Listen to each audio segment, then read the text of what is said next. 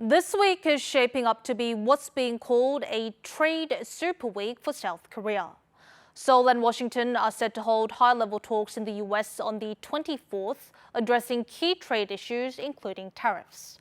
There's also growing interest in whether President Trump will take part in the negotiations himself, as he did with Japan.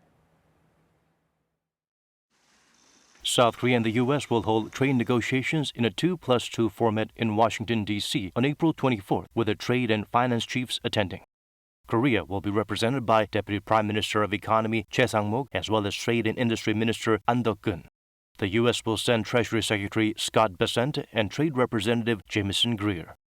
This indicates America's intention to adopt a so-called one-stop shopping approach and deal with tariffs, non-tariff barriers, and the currency issue altogether.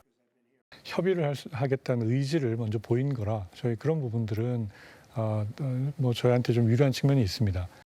Keen attention is drawn to whether or not U.S. President Donald Trump will join the talks. Japan held trade negotiations with the U.S. ahead of Korea. After boarding the plane bound for the U.S., the Japanese delegation learned that Trump would directly take part in the talks with them. The U.S. president made a surprise appearance in the negotiations and strongly complained about the U.S. trade deficit with Japan. He set the tone early on by giving a Make America Great Again cap to Japan's chief negotiator and have him wear it.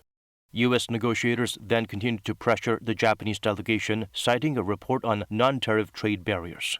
They also raised issues unrelated to trade, like security and the demand on Tokyo to increase its defense cost sharing for the upkeep of U.S. forces.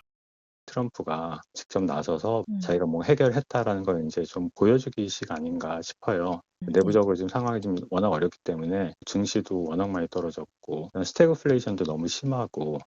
The government says that it is bracing for various scenarios and possible situations, including Trump's direct participation in the negotiations.